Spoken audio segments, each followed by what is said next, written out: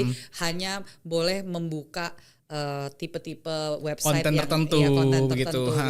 Tapi kan nggak semuanya kita bisa benar-benar awasi, adalah yang lolos lah Iya, ya, pasti gitu lah. ya pasti. Nah itu juga AI tuh. itu. AI udah masuk di situ tuh ya. Udah di situ itu di sana. Menyontek tidak pernah sesusah ini ya.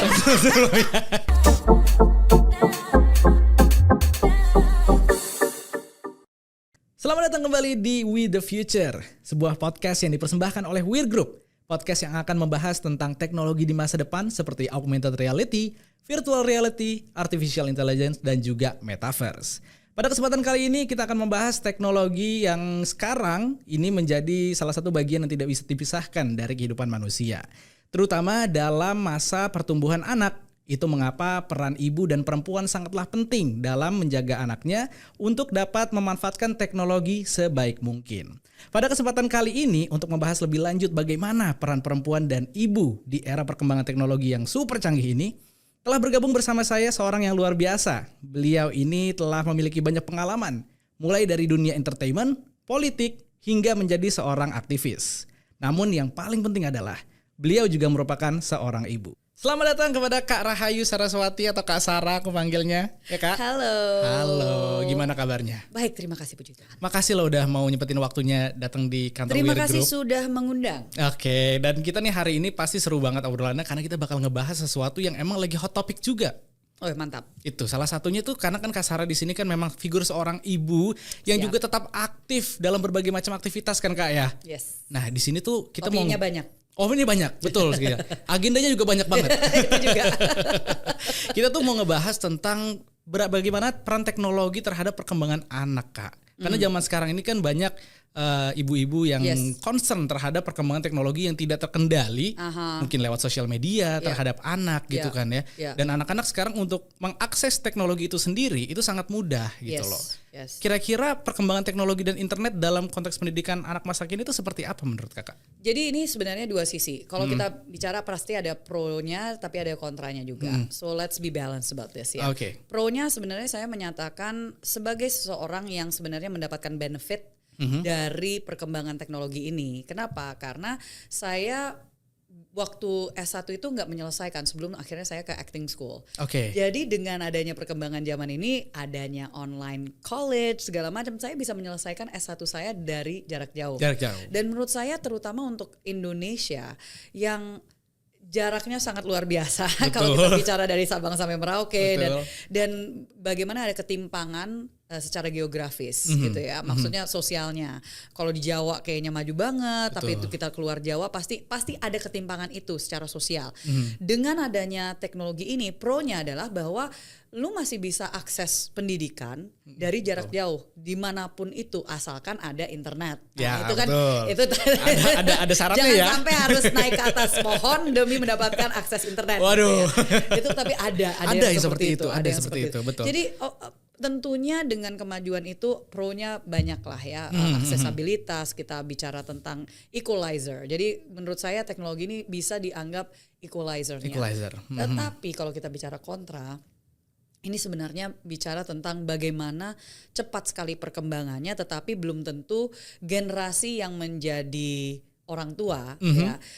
Kalau terutama untuk Gen X yang mereka bukan digital natives. Kalau milenial seperti saya tuh mungkin pas SD itu kita sudah mulai ya. Sudah mulai terpampang, udah ya saya waktu itu di Tarakanita tuh salah satu mungkin sekolah pertama yang punya computer lab komputer gitu loh, yang kita bisa akses itu bahkan dari kelas 5 SD waktu itu. Tapi kan itu privileged banget gitu ya. Kembali lagi kita bicara tentang bagaimana sebagai orang tua, sebagai orang-orang yang membimbing dan membina generasi the next generation. Kalau nggak siap dengan itu, pastinya can be very overwhelming. Yes, betul. Dan satu hal aja ya, saya langsung aja. Look, kalau misalkan saya salah satu yang saya tidak mau memberikan anak saya gadget. Oke. Dari segi misalnya HP gitu. Kalau HP kan mereka supaya kalau beda ya iPad, laptop itu kan istilahnya kita terkontrol ya. Dia terkontrol dan nggak mungkin dia bawa ke mana-mana banget gitu loh. Ya kan. Kalau HP kan dia bisa bawa kemana-mana. Tinggal kantong gitu aja. Terus, gitu kan. Nah, saya salah satu yang karena apa? Saya baru punya HP pertama saya itu usia 13 tahun pas lagi di 14 kayaknya pas lagi di luar negeri. Karena kebetulan ya perlu untuk komunikasi betul, gitu. Dan betul. Halo, HP zaman dulu kan seperti sekarang ya. Cuman bisa nelpon sama SMS aja. Itu udah syukur. Exactly. Jadi SMS berapa kalimat aja juga udah mikir dulu gitu ya. Ini pulsanya ngabisinnya berapa gitu. Belum yang bayarnya per huruf. Aduh, zaman dulu. Ya Allah, masih ketahuan ya usia kita usianya, Bo ya. Jadi malu loh kayak gitu loh, aduh. Tapi maksud saya bahwa I did not suffer dengan baru punya HP di usia sekian gitu kan. Jadi saya rasa juga kita sebagai orang tua harus lebih bertanggung jawab. Jadi it goes both ways gitu. Jangan kita berharap bahwa pemerintah harus bisa mengawasi semua. Jangan kita juga mikir bahwa guru yang bisa mengawasi semua. Tapi kita juga harus punya tanggung jawab di situ dengan memberikan batasan kepada anak kita. Kalau itu udah bicara tentang filsafat. Udah filsafat ya. Untuk bring up the children gitu ya. Kalau pokoknya basically we have our own values. Tapi menurut saya kasih boundaries itu penting sebagai orang tua. Sebagai orang tua. Nah, sebagai orang tua sendiri tantangan terberatnya apa tuh terhadap perkembangan teknologi ini yang sekarang kadang-kadang ya anak kita akses dengan mudah gitu kan ya? Iya, ini apalagi ya, memang pasti ada ketakutan dari diri kita bahwa kita nggak bisa mengikuti perkembangan zamannya mereka. Anak saya 8 tahun dia udah coding. Oh my God. Waktu kita kayaknya 8 tahun gak kepikiran laptop aja. Saya masih main layangan Bu 8 tahun. Kita masih inget PC yang udah yang pakai floppy disk. Flash disk ya. Kita masih ke warnet. Warnet. Enggak tahu. Warnet ya. Nah, jadi pasti ada kekhawatiran bahwa jangan-jangan nanti dia bakal buat ini, bikin itu, terus dia bisa akses sendiri, ntar dia bisa hacking sendiri gitu ya. Tapi menurut saya itu juga berkaitan dengan bagaimana kita menaruh dan menanam values ya. Kalau misalkan anak-anak kita sudah kita didik dan kita besarkan dengan values yang baik dan benar, saya rasa kekhawatiran itu minimal bisa diminimalisir. Minimalisir gitu ya, setuju sih. Karena banyak perumpamaan juga bilang katanya kalau misalnya internet dan teknologi itu jatuhnya kayak pisau, Kak. Jadi di mana bisa dipakai untuk hal positif, bisa dipakai untuk double edged sword gitu loh jadinya gitu. Karena tergantung kita mendidik siapa yang menggunakannya gitu. Kalau yang semuanya akan kembali ke situ. Betul. Sesimpel ini. Pisau. Yes. Kita punya pisau, itu kita bisa pakai untuk jadi berkat buat orang lain, masak buat orang lain. Betul. Atau itu bisa jadi senjata. Ya kan? Jadi tergantung kita ini punya value seperti apa. Oke. Tapi juga selain teknologinya sendiri, informasi yang tersebar ini kan juga sekarang sangat cepat ya Kak ya. Dimana kalau misalnya kita bisa membatasi mungkin anak kita menggunakan gadget apa, tapi ketika nanti dia lihat di gadget temannya, tidak gitu kayak gimana. Ini kenapa saya juga sangat kalau ngelihat sekolah itu kadang-kadang bukan soal skornya atau gimana, tapi values yang diajarin di sekolah itu. Betul. Kalau biasanya, kalau misalkan valuesnya sudah sedemikian, orang tuanya yang naruh anaknya di situ kan harusnya punya values yang serupa. Betul. Jadi saya pasti kita para orang tua dari anak-anak kita tuh pasti ngobrol lah satu sama lain dan kita akan ngelihat gitu punya values yang sama atau enggak. Itu kita biasanya jauh lebih tenang aja ya. Kalau misalkan kita tahu bahwa we have kind of like the same values gitu. Yes. Tapi kembali lagi ini kan udah jadi jauh lagi nih kembali lagi. Pertanyaan tadi. Iya masih seputaran itu sih. Tantangan terberatnya sebagai orang tua di era sekarang ini di mana teknologi itu sangat mudah untuk penyebaran informasi. Satu yang I want to talk about that really quickly. Karena gini, kita nggak mungkin juga istilahnya kecuali Kominfo ya. Itu beda. Aksesnya dan wewenangnya dan semuanya itu beda. Tapi kalau misalkan kita sebagai orang tua nggak bisa untuk mengendalikan apa yang mereka bisa akses pada saat mereka riset, karena kan sekolah mereka aja udah dari kelas 2, kelas 3 udah diajarin untuk riset. Iya, betul. Jadi mereka harus cari sendiri gitu kan materinya segala macam. Nah, kalau kita udah bisa melakukan segala hal dengan membatasi, istilahnya child safety gitu kan segala macam. Jadi hanya boleh membuka tipe-tipe website konten yang tertentu, konten gitu. gitu. Tapi kan nggak semuanya kita bisa benar-benar awasi, adalah yang lolos lah ya, gitu ya pasti. Nah di situ dimana salah satu value tertinggi yang saya taruh dalam education adalah critical thinking. Oke. Karena dan ini berlaku untuk dewasa juga. Sorry ya, bangsa betul, Indonesia itu ini betul. banyak sekali yang kemakan yang namanya hoax. Gitu ya, hoax. Itu simply karena di Indonesia ini sistem pendidikannya, saya masih ingat beda banget antara waktu saya belajar di Indonesia dengan waktu saya belajar di luar negeri. Di Indonesia itu is all about menghafal. Betul. Dari dulu kita diajarkan untuk menghafal, hafalan semua. Apa yang guru katakan adalah yang benar. Yang benar. Gitu. Betul. Nggak boleh nantang gitu. Iya. Sedangkan waktu aku belajar di luar negeri, itu 180 derajat. Karena kalau kita malah nulis tanpa ada memberikan bukti-bukti yang apapun, di luar dari apa yang diajarkan. Itu skornya malah rendah. Oh gitu ya? Yes. Berarti emang di luar itu ditantang. Untuk menantang. Oke. Untuk membuktikan jawaban saya itu benar. Menurut saya. Oke. Dan itu sangat dijaga banget. Saya ada sistem teknologi. Mereka menggunakan teknologi untuk memastikan lu nggak nyontek dari tulisan orang lain. Nah itu juga AI udah masuk di situ tuh ya. Udah di situ itu di sana. Menyontek tidak pernah sesusah ini ya. Istilahnya kan banyak yang ya udah pakai AI aja nih. Langsung tanya pertanyaannya terus langsung copy paste. Sorry ya. Mohon maaf ketahuan. Mohon maaf, lu justru akan ketahuan. Malah gitu. Sekarang lagi rame loh yang kasus pilihan ganda, tahu nggak Kak? Jadi pilihan ganda itu jadi sebenarnya gini, kemarin tuh ada public figure yang memang bicara, dia sekolah di luar juga gitu loh. Dia bicara katanya kok di luar itu memang tidak ada pilihan ganda, semuanya tuh prefer essay semuanya untuk melatih kreativitas dari penjawab, betul kan? Right. Tapi setelah bicara seperti itu, malah ternyata dari netizen berpendapat lain. Dia bilang katanya pilihan ganda lah yang terbaik gitu loh. Karena? Ya mungkin gampang nyontek ya kali ya.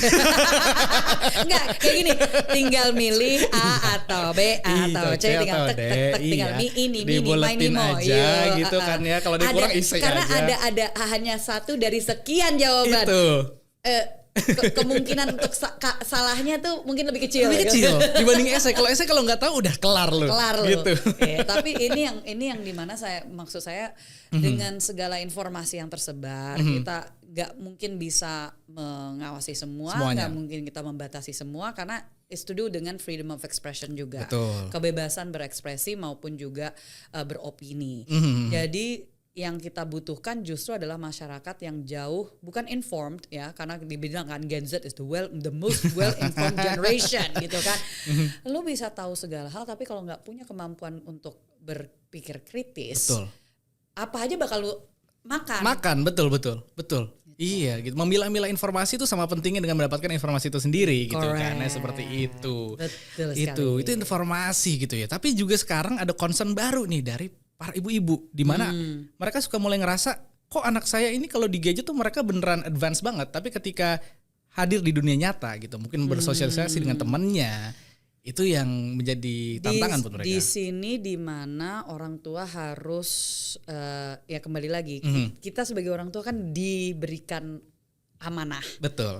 Oleh Tuhan ya sang pencipta untuk kita membesarkan anak kita. Kan nggak langsung istilahnya nih gue udah ngelahirin tes gitu kelar kan. Gitu. Enggak dong.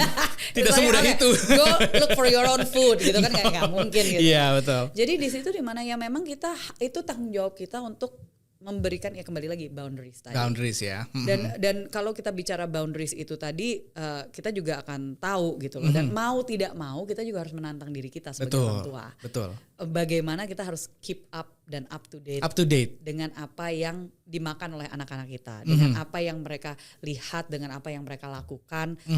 Walaupun gak harus ngerti detailnya, tapi kembali lagi boundaries itu penting. Penting gitu ya. Mungkin Kak Sarah ada kayak gadget atau mungkin teknologi pilihan yang menurut Kak Sarah itu cocok nih kayaknya untuk digunakan atau diperkenalkan ke anak-anak mungkin pertama kali gitu ya, karena kan kalau misal dulu zaman kita ya kita belajar sendiri gitu kan ya, kebetulan dikasih HP umur belasan tahun pertama kali pada saat itu dan masih belum bisa melakukan banyak hal kan pada saat itu kan. Kalau sekarang kan kayak ada juga mungkin orang tua yang memilih anak saya boleh main game tapi dia belum boleh main sosial media. Atau anak saya belum boleh dapat akses internet. Nah itu yang dimaksud dengan boundaries itu tadi. Okay. Dan itu boundaries itu kita yang menentukan.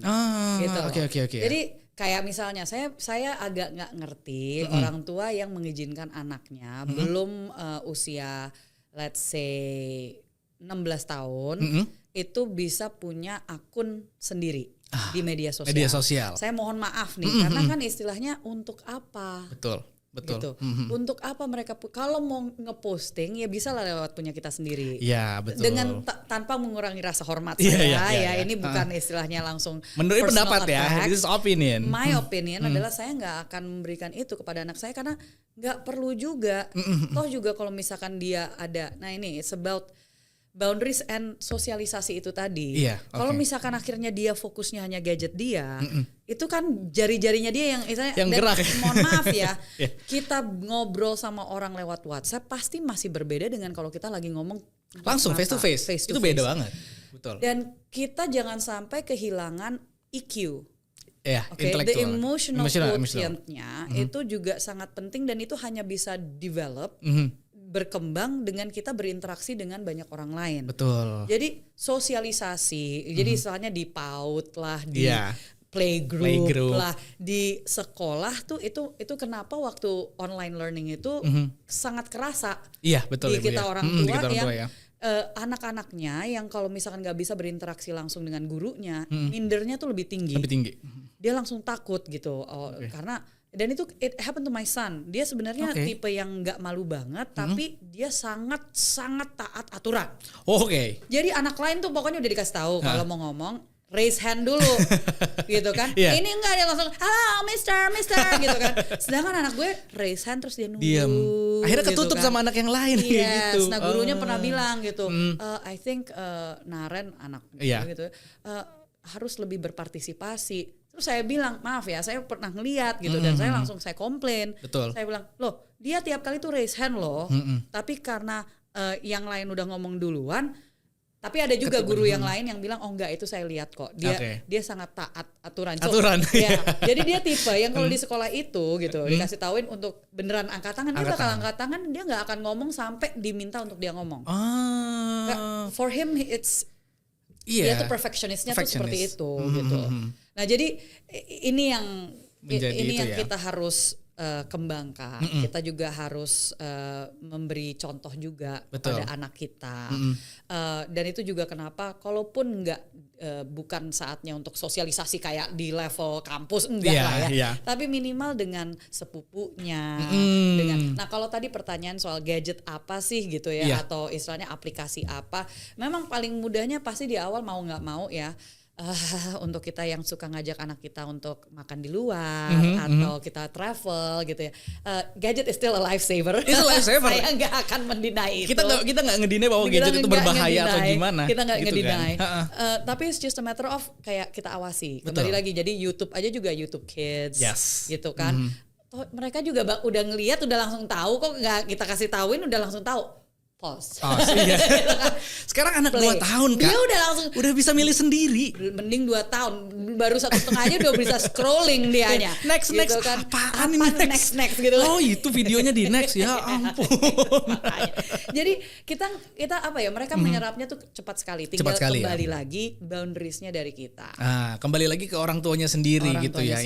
Dan tadi membekalkan anak terhadap pengetahuan untuk berpikir kritis itu juga sangat penting, important sekali gitu kan ya. Apakah itu salah satu saran yang Kak Sarah mau kasih nih ke mungkin ibu-ibu atau orang tua di rumah yang sedang menyaksikan? Ya kalau bisa nyari sekolah ini memang privilege banget ya.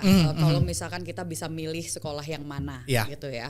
Karena kan ada yang nggak punya pilihan ya. Pokoknya itu yang paling dekat, itu yang bisa di afford ya. Pokoknya ke situ. Betul. Tapi bagaimana kita juga bisa mendidik anak kita supaya bisa dia berpikir, dan itu sesimpel. Dan ini saya malah belajar dari kelasnya anak saya karena selama dia first grade itu online.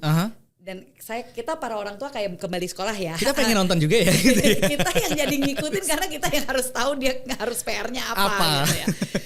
Tapi ini menjadi apa ya? Saya ngelihatnya itu saya suka sekali. Jadi pertanyaannya tuh cukup. dia misalnya harus bikin presentasi. Saat kelas 1 SD udah presentasi, bingung serius saya.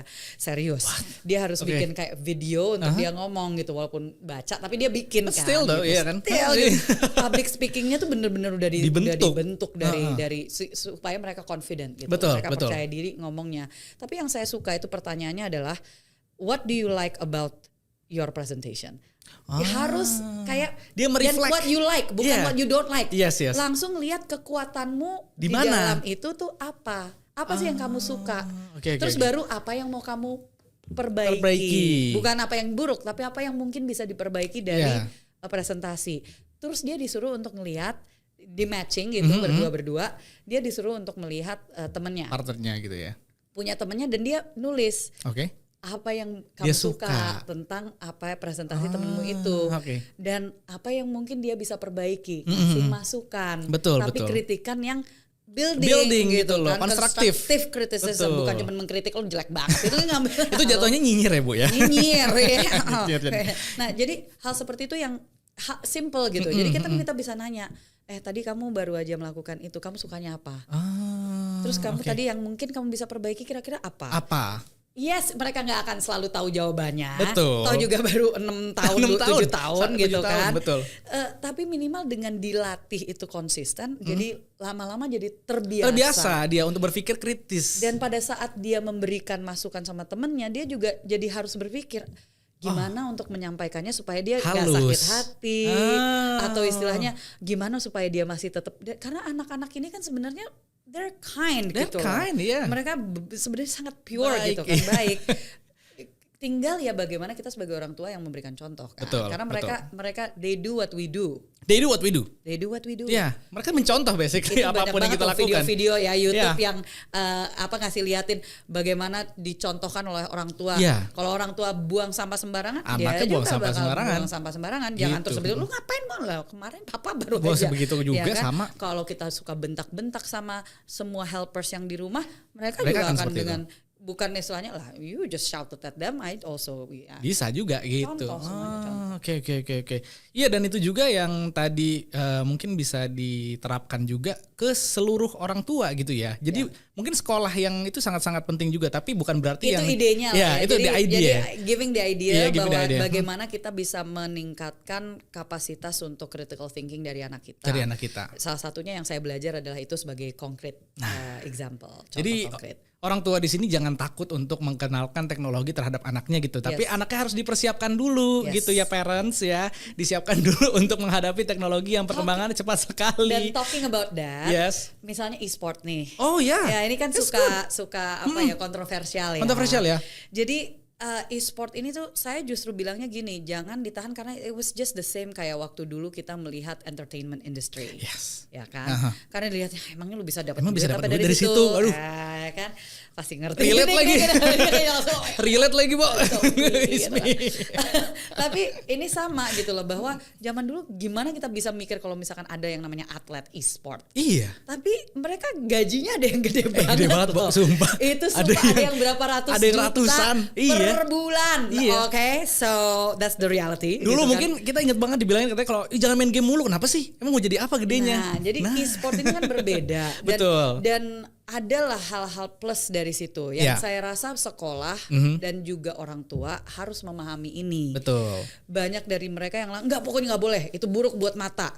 Kalau cuman dipakai berapa jam per hari, nggak masalah. Kalau misalkan merekanya juga dibatasi dan dilihat, kalau dia punya talenta di situ, justru kembangkan. Why there are artists, athletes, actor, semua pengusaha whatever yang mungkin kelihatannya kok di usia segitu udah jadi. Betul. Itu karena orang tuanya memberikan dia kesempatan. Yes, betul.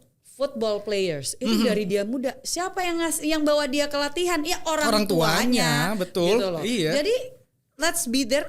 Apapun mimpi mereka jangan kita ketawain. Tapi kita tinggal dukung gitu loh. Siapa tahu mereka bisa jadi atletnya gitu. Dan most of the time mereka jadi loh gitu loh ya kan. Exactly. Iya gitu. Jadi ya itulah tantangan dan yang mesti dihadapi sama orang tua sekarang itu sebenarnya solusinya itu kembali lagi ya.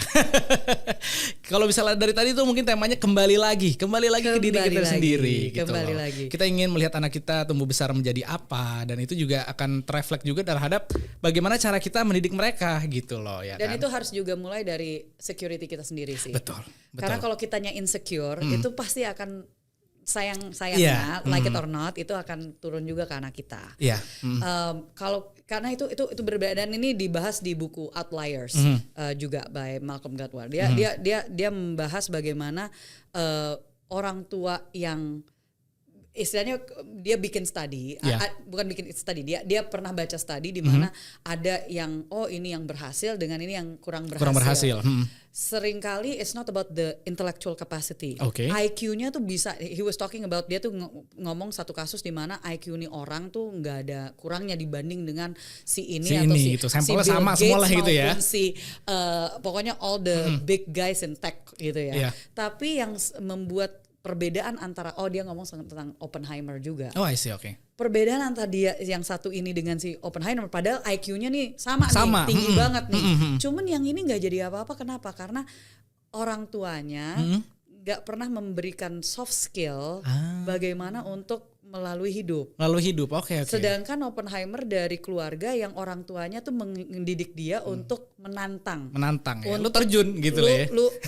Dan it's okay if you want to do that. Kalau misalkan ini ada yang tidak adil, lu tantang ketidakadilan itu or whatever it is. Sedangkan yang satu ini dia dari broken home yang ibunya nggak pernah ngasih dia dorongan ya. Padahal dia IQ-nya tinggi sekali. Jadi it's not even about the intellectual capacity. Kalau support systemnya nggak ada di situ, nggak bakal jadi apa-apa. Nah itu dia, betul banget tuh. Jadi parents itu adalah support system. Parents itu adalah support system.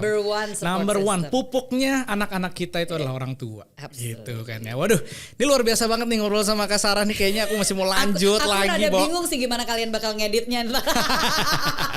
Gak usah diedit, langsung aja masukin semuanya. Aduh, terima kasih banyak Kak Sarah ya. Udah mau sharing-sharing ke kita nih tentang bagaimana sih menjadi seorang ibu di pesatnya era perkembangan teknologi sekarang ini. Moga-moga nanti kita bisa ngobrol-ngobrol lagi ya. Semoga, jangan kapok ya. Nggak kapok dong, lanjut lagi nih ya. Mungkin cukup sekian teman-teman semuanya podcast kita kali ini. Terima kasih teman-teman yang sudah menonton podcast ini sampai selesai ya. Jangan lupa juga untuk like, comment, dan share video ini. Follow Instagram kami @weirgroupid. Dan untuk lebih banyak konten seperti ini bisa langsung kamu cek aja sekarang di situ. Saya Alif Hadi, pamit undur diri, sampai jumpa di episode berikutnya.